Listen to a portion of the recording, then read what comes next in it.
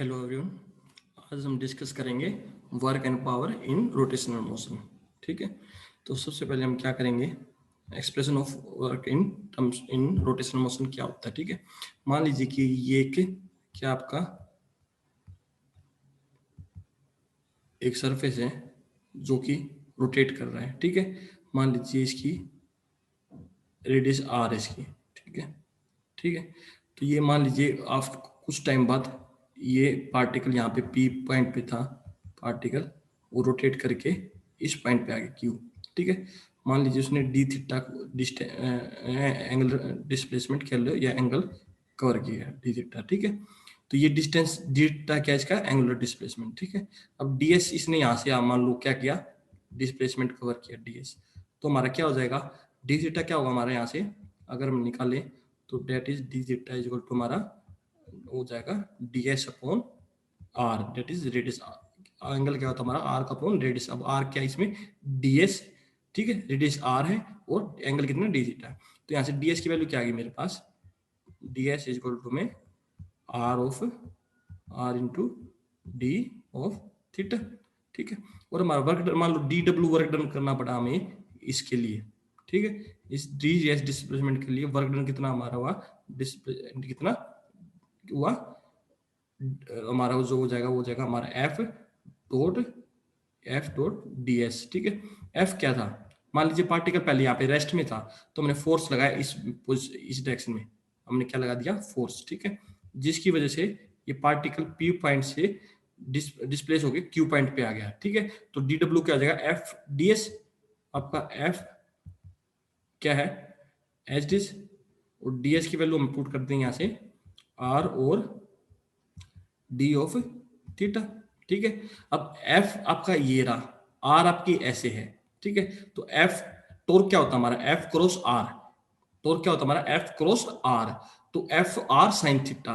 अब एफ और आर में कितना एंगल है, 90 डिग्री, तो sine 91, that means F R किसके को लगा हमारा, टोर्क, दैट इज क्या होगा आपका टाउ, दैट इज टोर्क। ये आपका डी थीटा।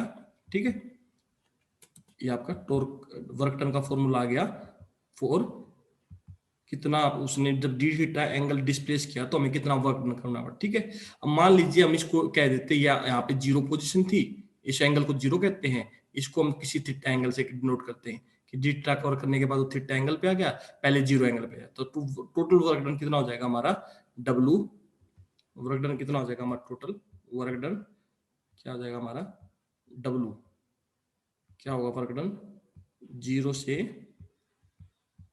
थीटा लिमिट हम कह रहे हैं जीरो से थीटा टाउ ऑफ हमारा डी थीटा, ये आ गया हमारा total work done in displacing a particle from angle zero to theta. तो इसकी वैल्यू क्या आ जाएगी हमारे सोलो के टाउ ओ इंटू थीटा। ठीक है, ये हमारा किसका एक्सप्रेशन आ गया, वर्क डन का। ठीक है, जब पार्टिकल को थीटा एंगल से डिस्प्लेस किया with the help of torque tau. ठीक है, ये हमारा यहाँ पे आया हुआ है। ठीक है, तो वर्क डन क्या होगा हमारा इन vector notation tau dot theta.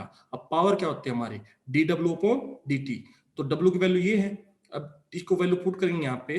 अब हम कह रहे हैं कि हमारा टॉर्क है वो कांस्टेंट है, चेंज सिर्फ एंगल हो रहा है पार्टिकल जब डिस्प्लेस होता है, तो D theta by D theta क्या हो जाएगा omega, that is angular velocity. ठीक है, तो पावर का एक्सप्रेशन क्या है हमारा in terms of vector notation, that is tau dot omega. ठीक है, अब हम रिलेशन निकालते हैं between torque and angular acceleration. ठीक है, अब आपका पावर क्या होता है, D W upon D T, तो डब्ल्यू की वैल्यू क्या हमारी, पीछे हमने जो सोल्व किया तब काइनेटिक एनर्जी जब निकाला था, kinetic energy kind of work.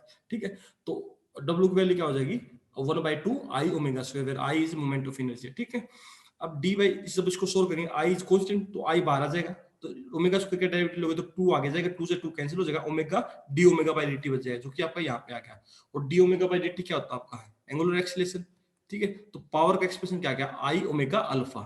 ठीक है, पावर का एक्सप्रेशन क्या हो गया, आई ओमेगा अल्फा। इस पावर के एक्सप्रेशन को इस 3.24 ए हमारे इस एक्सप्रेशन से कंपेयर करें तो वहां से टाउ की वैल्यू क्या आ गई हमारी, I into alpha, that is our tau क्या आ गया हमारा, आई इंटू अल्फा। तो ये हमारा रिलेशन है between torque and angular acceleration. ठीक है, ऑल्सो टॉर्क क्या होता है हमारा, डीएल बाई डी। ठीक है, तो टॉर्क की वैल्यू ये आई अल्फा भी हमारी, तो आई अल्फा को यहाँ पे रख दिया हमने। ठीक है, तो डीएल बाई डी ये हो गया हमारा। ये टॉर्क की वैल्यू को यहाँ पे पुट का। अब अल्फा क्या होता है D omega by D T, ये हो गया हमारा, ठीक है। अब दोनों साइड जब इंटीग्रेशन में तो आई ओमेगा की वैल्यू किसके इक्वल हो जाएगी, क्योंकि I S D omega by D T का इंटीग्रेशन ओमेगा बच जाएगा, D L by D T का इंटीग्रेशन एल बच जाएगा। तो ये हमारा एल जो कि एंगुलर मोमेंटम है वो किसके इक्वल हो गया, आई इंटू ओमेगा, ठीक है। यहाँ पे आई मोमेंट ऑफ इनर्शिया, ओमेगा क्या एंगुलर वेलोसिटी, ठीक है। इस ये एनालोगस है किसके, मान लीनियर मोमेंटम क्या होता है आपका, P होता है m इंटू वेलोसिटी, m क्या होता है मास, v होता है लीनियर वेलोसिटी। और यहाँ पे मास का रोल कौन सा प्ले करता है, I moment of inertia role play करता है, तो किसका रोल, मास का इन रोटेशनल मोशन। और वहां पे लीनियर वेलोसिटी v होती है, यहाँ पे वेलोसिटी का रोल कौन सा प्ले करता है, omega, that is angular velocity, ठीक है। अब हम निकालते हैं कि work done in terms of change on rotational kinetic energy, ठीक है। अब मान लीजिए एक पार्टिकल को हमने पी पॉइंट से पी डैश पॉइंट पे डिस्प्लेस किया, और वो पी से जब पी डैश पॉइंट, इसी फिगर को अगर आप देखो तो मान लीजिए ये पी पॉइंट थी, ये पी डैश पॉइंट है, ठीक है। अगर हम दूसरी फॉर्म में ड्रॉ करें तो इसको, अगर हम इसको उस फॉर्म में ड्रा करें, अगर हम नई फिगर को ड्रॉ करें तो मान लीजिए कि ये हमारे पास फिगर है, ठीक है। पार्टिकल किसी पी पॉइंट पे था, ठीक है। यहाँ पे मान लीजिए पी पॉइंट था, और ये नया पॉइंट हमारा पी डैश आ गया, ठीक है। हमारा नया पॉइंट क्या आ गया, पी डैश।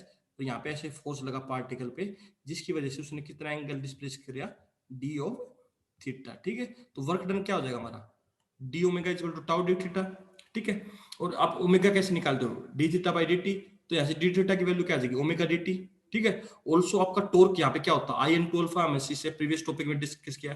तो वर्क डन की वैल्यू क्या होगी, आई अल्फा ओमेगा डी टी, और अल्फा क्या होता है आपका D omega by D T dot omega dot D T. तो आपका क्या बच जाएगा, आई ओमेगा डी ओमेगा, ठीक है। मान लीजिए जो हमारा पार्टिकल थे उसकी यहाँ पे एंगुलर वेलोसिटी ओमेगा नोट थी पी पॉइंट पे, यहाँ पे ओमेगा होगी, फ्रीक्वेंसी मतलब एंगुलर वेलोसिटी चेंज होगी फोर्स की वजह से। तो टोटल वर्क डन कितना करना पड़ा हमें, कैपिटल डब्ल्यू क्या जाएगा, इंटीग्रेशन ऑफ डी डब्ल्यू, और एंगुलर फ्रीक्वेंसी पे इंटीग्रेशन, तो इंटीग्रेशन की लिमिट क्या हो जाएगी, ओमेगा नोट से omega I omega D omega. तो आई ओमेगा का इंटीग्रेशन क्या हो जाएगा इसका, omega square by two omega naught से ओमेगा लिमिट्स। तो डब्ल्यू की वैल्यू क्या है, 1/2 I omega square minus 1/2 I omega naught square, ठीक है। तो ये क्या आपकी फाइनल काइनेटिक एनर्जी है, इनिशियल काइनेटिक एनर्जी। तो वर्क डन किसके इक्वल हो गया हमारा, चेंज इन काइनेटिक एनर्जी, ठीक है, इन रोटेशन केस। अगर हम कहते हैं कि जो उसने है ना, जब वो पी पॉइंट पे था, वहां पे रेस्ट पी पोजीशन पे था, तो उसकी एंगुलर वेलोसिटी 0 हो जाएगी, ओमेगा नॉट 0। और मान लीजिए जब पी डैश पॉइंट पे उसकी वेलोसिटी ओमेगा थी, तो वर्क डन कितना हो जाएगा आपका, 1/2 आई ओमेगा स्क्वायर, ठीक है। अब हम डिस्कस करते हैं एंगुलर इंपल्स के बारे में। एंगुलर इंपल्स क्या होता है, जैसे आप लोगों ने लीनियर इंपल्स के बारे में पढ़ा होगा, क्या होता है इंपल्स, क्या होता है कि very short duration time period के लिए ज्यादा फोर्स का लगना, उसको हम इंपल्स बोलते हैं। Same for the rotational case में क्या हो जाएगा, एक थोड़े टाइम के लिए ज्यादा टॉर्क का अप्लाई होना, उसको बोलते हैं हम एंगुलर इंपल्स। तो एंगुलर इंपल्स का एक्सप्रेशन क्या हो जाएगा आपका, 0 से टी टाउ डी टी, एक टी टाइम बहुत शॉर्ट ड्यूरेशन, उसमें टॉर्क का लगना, दैट इज इंपल्स, ठीक है। अब टाउ आपका क्या होता है, आई alpha, I H is alpha D omega by D T.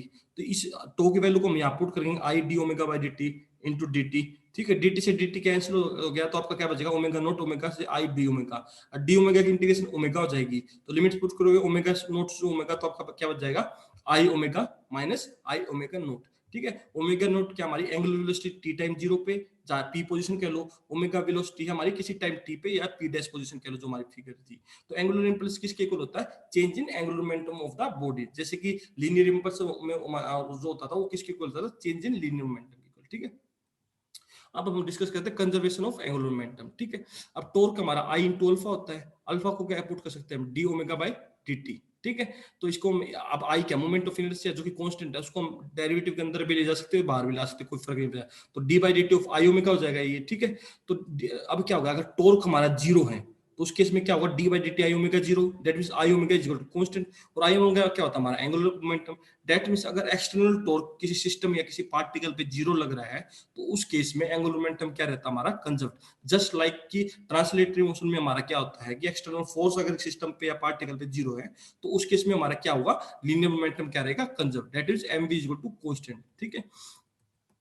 अब इस कंसेप्ट को हम यूज कहाँ करते हैं कि I omega is equal to constant. I omega is equal to constant का मतलब क्या हुआ कि अगर हम आई को बढ़ा रहे हैं और ओमेगा हमारा उस केस में कम हुआ, क्या अगर मान लो कोई सिस्टम है उस पर कोई टॉर्क ही नहीं लग रहा, ठीक है, उसपे कोई टॉर्क नहीं लग रहा। अगर उसका किसी वजह से मोमेंट ऑफ इनर्शिया बढ़ रहा है तो उस केस में ओमेगा क्या होगा, उसका डिक्रीज। अगर मोमेंट ऑफ इनर्शिया डिक्रीज हो रहा है तो ओमेगा क्या होगा, इंक्रीज। तो इस कंसेप्ट को जनरली हम कहाँ यूज करते हैं, जब आप लोगों ने सर्कस वगैरह इनमें देखा होगा या जिमनास्ट में देखा होगा कि जब कोई कोई जो होता है, जब डांस करते हैं, कुछ परफॉर्मेंस देते हैं, तो कई बार वो क्या करते हैं, बहुत स्पीडली रोटेट करते हैं।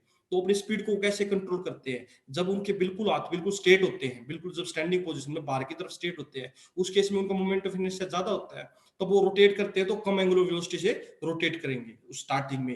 बट वो अपनी एंगुलर वेलोसिटी को कैसे बढ़ाते हैं, जैसे वो अपने हाथों को अपनी चेस्ट के ऊपर यहाँ पे रख लेते हैं, तो उससे उनका मोमेंट ऑफ इनर्शिया क्या होगा, कम। तो जिसकी वजह से उनकी स्पीड ज्यादा बढ़ जाएगी, क्योंकि आई ओमेगा तो कांस्टेंट होना चाहिए। पहले आई ज्यादा था तो ओमेगा कम थी स्टार्टिंग, जब वो स्टार्ट करते तो इनिशियली बहुत स्मॉल एंगुलर वेलोसिटी से रोटेट करते हैं, बट धीरे धीरे उनकी बढ़ती कैसे है, जब वो, क्योंकि फिर वो हाथ को अपने स्क्वीज कर लेते हैं अराउंड चेस्ट, तो उस केस में क्या हो जाता है, उनका आई कम हो जाता है, ओमेगा क्या हो जाता है, बढ़ जाता है। इसी वजह से उनकी एंगुलर वेलोसिटी बढ़ जाती है। फिर वापस वो स्लो करने के लिए क्या करते हैं, हाथ को बाहर की तरफ फिर स्प्रेड आउट कर देते हैं। ठीक है, इवन टॉर्नेडो में भी यही होता है कि आप जहाँ पे एयर क्या हो जाती है, जैसे वो बिल्कुल सेंटर के पास मूव करती है तो उसकी एंगुलर वेलोसिटी ज्यादा होती है, बट जो एयर सेंटर के बहुत दूर मूव करती है उसकी एंगुलर वेलोसिटी कम होती है, क्योंकि उसका मोमेंट ऑफ इनर्शिया ज्यादा होता है। ठीक है, अब हम पढ़ते हैं लॉज ऑफ रोटेशन के बारे में। जैसे कि हमारे न्यूटन के 3 लॉज होते हैं ट्रांसलेटेड मोशन के, वैसे 3 लॉज ऑफ रोटेशन है। ठीक है, जैसे फर्स्ट लॉ क्या कहता है, जैसे न्यूटन का फर्स्ट लॉ क्या था कि कोई बॉडी रेस्ट में है तो रेस्ट में रहेगी, कोई बॉडी मोशन में है तो मोशन में रहेगी, अनटिल और अनलेस उस पे कोई एक्सटर्नल फोर्स ना लगे।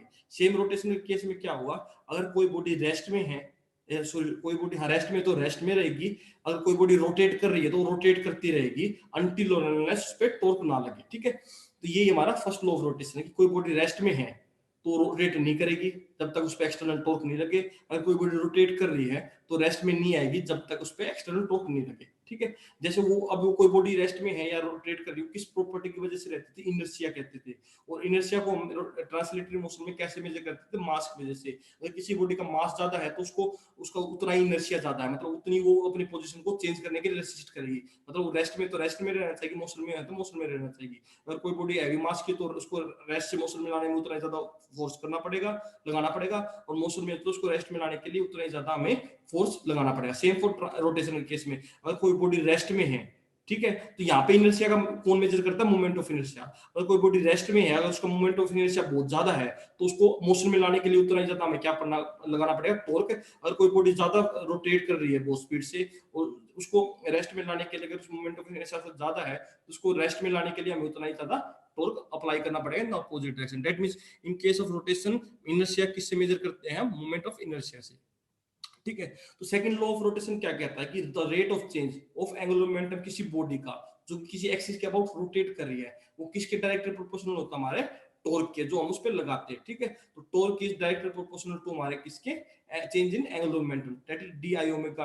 आई ओमेगा कहता है हमारा एंगुलर मोमेंटम। ठीक है, तो अब इसको जब हम D by D T of I omega लिखेंगे, आई बाहर आ जाएगा तो D omega by D T क्या जाएगा, अल्फा। दैट मींस टॉर्क वहां पे क्या होता था ट्रांसलेटरी मोशन में, force equal to mass into acceleration होता था। वैसे इसके केस में टॉर्क किसके इक्वल है, moment of inertia into angular acceleration. ठीक है, और न्यूटन का थर्ड लॉ क्या क्या कहता है कि जैसे न्यूटन का थर्ड लॉ था कि in every action there is an equal and opposite reaction. That means जितना आप किसी चीज पे फोर्स लगाते हो, सेम चीज हमारे ऊपर उतना ही क्या लगाती है, force. Same for the rotational case में होता है कि जितना हम किसी बॉडी पे किसी सिस्टम पे टॉर्क लगाते हैं, उतना ही टॉर्क हमें वापस बैक फील होता है। ठीक है, ये न्यूमेरिकल देख लेते हैं हम इसमें कि एक टॉर्क, एक किसी इतना टॉर्क लग रहा है किसी एक व्हील के ऊपर जिसका मास इतना है, रेडियस ऑफ गायरेशन उसकी कितनी 50, तो उसका एक्सेलरेशन क्या हुआ। अब हमें टॉर्क गिवन है, मास गिवन है, और हमें क्या है गिवन है, रेडियस ऑफ गायरेशन। तो हमारा टॉर्क होता है आई इंटू अल्फा, हमें टॉर्क गिवन है। ठीक है, अल्फा हमें फाइंड आउट करना। आई कैसे निकालते हैं, अब आई होता है हमारा mass into radius of gyration का स्क्वायर, तो ये इन्होंने सोल्व कर रखा है, तो हमारे यहाँ से जस्ट क्या जाएगा, हमारा अल्फा की वैल्यू आ गई। ठीक है, अब दूसरा मेरिकल क्या कहता है कि एक व्हील है जिसकी रेडियस 6 सेंटीमीटर है, उसको कहीं पे लगाया हुआ है और रोटेट कर रहा है अबाउट एन ओरिजेंटल एक्सिस। मान लीजिए ओरिजेंटल एक्सिस ऐसे है जैसे कसम, और व्हील ऐसे रोटेट कर रहा है। ठीक है, और एक उसके ऊपर स्ट्रिंग लगा रखा हमने जिसकी सरकमफेरेंस कितनी है, उसकी सॉरी उस व्हील की सरकमफेरेंस के ऊपर हमें किसी उसकी हेल्प से, एक स्ट्रिंग की हेल्प से एक मास को लटकाया हुआ जिसका मास कितना है 0.25 kg, और वो बिल्कुल फ्री एंड पे।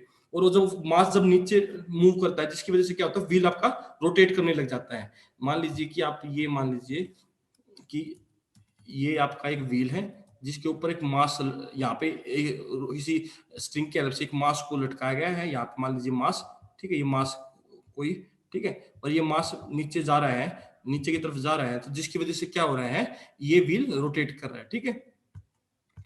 तो व्हील रोटेट कर रहा है, तो हमें क्या करना है, हमें एंगुलर एक्सेलरेशन निकालना है व्हील का और उसका मोमेंट ऑफ इनर्शिया। और वो मान लीजिए कि जो कितना डिस्टेंस 1 मीटर उसने ट्रेवल कर लिया 5 सेकंड में, तो हमें उसका एंगुलर एक्सेलरेशन निकालना है, उसका मोमेंट ऑफ इनर्शिया। हमें गिवन क्या क्या है, रेडियस ऑफ व्हील गिवन है, हमें मास गिवन है। मान लीजिए हम कहते हैं कि टी 5 सेकंड टाइम में नीचे एस डिस्टेंस कवर कर लेता है। मान लीजिए वो यहाँ से लेके यहाँ तक 5 सेकंड के जो टाइम हमारे एस डिस्टेंस कवर कर लेता है, ठीक है। उसकी इनिशियल वेलोसिटी मान जो उसने इनिशियल वेलोसिटी तो उसकी रेस्ट में होगी क्योंकि रेस्ट पोजीशन पे है। मान ली ए उसका क्या है, लीनियर एक्सीलरेशन है, ठीक है। अब हमारा relation S is equal to U T, जो कि सेकंड हमारी जो इक्वेशन होती है मोशन की, S is equal to U T plus half A T square. अब इनिशियल वेलोसिटी 0 तो एस की वैल्यू होगी हाफ एटी स्क्वायर, ठीक है। अब ए की वैल्यू होगी 2s बाई टी स्क्वायर। अब एस क्या था हमारा, जो डिस्टेंस उसने कवर किया था 5 सेकंड में कितना था, 1 मीटर, तो एस की वैल्यू 1 होगी, तो यहाँ से हमारा क्या होगा, लीनियर एक्सीलरेशन। और हमारा एंगुलर एक्सीलरेशन क्या होता है, लीनियर एक्सीलरेशन अपॉन रेडियस, तो यहाँ से हमारा क्या होगा, एंगुलर एक्सीलरेशन। अब हमें निकालना मोमेंट ऑफ इनर्शिया, ठीक है। अब देखो जैसे ही व्हील रोटेट करेगा, व्हील नीचे की तरफ आएगा, तो इसमें क्या होगा, टेंशन लगेगी, ठीक है, जो कि ऊपर की तरफ लगेगी, ठीक है, टेंशन स्ट्रिंग में। तो टेंशन का फॉर्मूला क्या हो जाएगा, मास इनटू, देखिए रेडियस ऑफ ग्रेविटी नीचे की तरफ लग रही है और जो इसकी एक्सीलरेशन है वो ऊपर की तरफ लग रही है, तो ये क्या हो जाएगा, जी माइनस ए हो जाएगा, क्योंकि दोनों अपोजिट डायरेक्शन में है। तो इसको जब सोल्व करोगे तो आपका टेंशन की वैल्यू ये आ गई।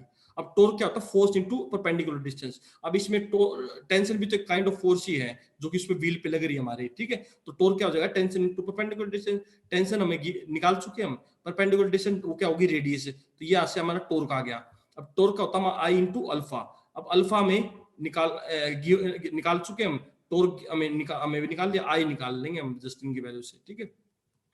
जो नेक्स्ट न्यूमेरिकल आप प्रैक्टिस कीजिएगा, ठीक है, अगर नहीं हो तो नेक्स्ट क्लास में डिस्कस करेंगे, ठीक है। अब करते हैं हम कंपैरिजन बिटवीन फिजिकल क्वांटिटीज, ठीक है। जैसे इसमें लीनियर मोशन और एक रोटेशन मोशन को कंपेयर किया हुआ है, ठीक है। डिस्प्लेसमेंट इसके केस में एस से डिनोट करते हैं, इसमें एंगुलर होता है, एंगल होता है जिसको थीटा से डिनोट करते हैं। ये इसके केस में लीनियर वेलोसिटी, उसमें एंगुलर वेलोसिटी होती है, या ओमेगा से डिनोट करते हैं, इसको वी से डिनोट करते हैं। वो क्या होता है, ds बाय dt, यहाँ पे d theta by dt। Same for acceleration, यहाँ पे a से डिनोट करते हैं, यहाँ पे अल्फा से डिनोट करते हैं, और वो क्या होता है dv बाय dt, ये d ओमेगा बाय dt। यहाँ पे मास होता है, यहाँ पे मोमेंट ऑफ इनर्शिया होता है आपका, यहाँ पे linear momentum m into V होता है, यहाँ पे एंगुलर मोमेंटम आपका i इंटू ओमेगा होता है। यहाँ पे फोर्स होता है, यहाँ पे टॉर्क होता है उसके एनालोगस, ठीक है। वो मास इंटू एक्सेलरेशन होता है, ये i इंटू अल्फा होता है हमारा। और यहाँ पे काइनेटिक एनर्जी क्या होती है, 1/2 mv स्क्वायर। अब यहाँ पे m का रोल i कर रहा है प्ले, v का ओमेगा कर रहा है, तो e क्या हो जाएगी, 1/2 i ओमेगा स्क्वायर, ठीक है। और इंपल्स क्या होती है, 0 से tf dt होती है चेंज इन मोमेंटम, यहाँ पे होती है चेंज इन एंगुलर मोमेंटम, ठीक है। वर्क होता है वहां पे फोर्स इनटू डिस्प्लेसमेंट s, यहाँ पे टॉर्क इनटू थीटा होता है आपका, ठीक है। ये 3 इक्वेशन ऑफ मोशन होती है, यहाँ पे 3 इक्वेशन ऑफ मोशन ये होती है, ठीक है। अब हम डिस्कस करते हैं general theorem of on moment of inertia, ठीक है। अब ये दो थ्योरम हमारी general, that is parallel theorem और परपेंडिकुलर थ्योरम। इन थ्योरम को काफी यूजफुल होती है moment of inertia find out करने के लिए किसी बॉडी का अबाउट एनी एक्सिस। तो सबसे पहले हम डिस्कस करते हैं perpendicular theorem for a plane body, ठीक है। अब परपेंडिकुलर थ्योरम क्या कहती है, ये कहती है कि अगर कोई हमारे पास 2 डायमेंशन बॉडी है, ठीक है, तो क्या होता है, हमारे जनरली 3 एक्सिस होते हैं, एक्स वाई जेड, ठीक है। मान लीजिए कोई 2 डायमेंशन बॉडी है एक्स वाई कोऑर्डिनेट सिस्टम में, ठीक है। 2 डायमेंशन बॉडी है जो एक्स वाई प्लेन में लाई कर रही है, तो उसका moment of inertia x axis के अबाउट कितना होगा, आई एक्स, वाई एक्सिस के अबाउट कितना होगा, आई वाई। तो कहती थ्योरम क्या कहती है, जो थर्ड एक्सिस बॉडी के परपेंडिकुलर है, जो कि जेड एक्सिस है, तो मोमेंट ऑफ इनर्शिया बॉडी का अबाउट जेड एक्सिस क्या होगा, sum of moment of inertia about X axis और वाई एक्सिस, ठीक है।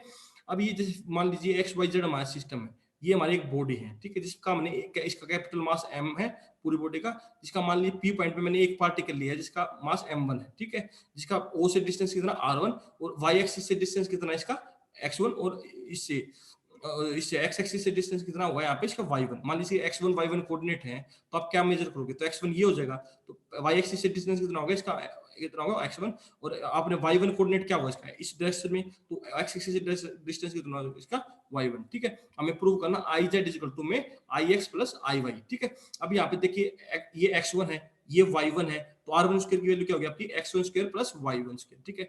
अब मोमेंट ऑफ इनर्शिया सबसे पहले निकालते हैं हम x एक्सिस के अबाउट।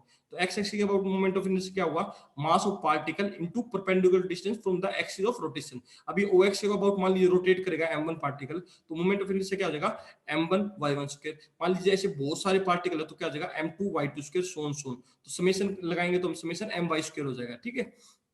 अगर इसी का हम ले moment of inertia about y axis, तो y एक्सिस से परपेंडिकुलर डिस्टेंस क्या हो जाएगा x1, तो i y क्या हो जाएगा आपका m1 x1 square plus m2 x2 square up to so on चलता रहेगा, that is summation mx square. तो ये ix y y क्या होगा हमारे moment of inertia about x axis and y axis, ठीक है।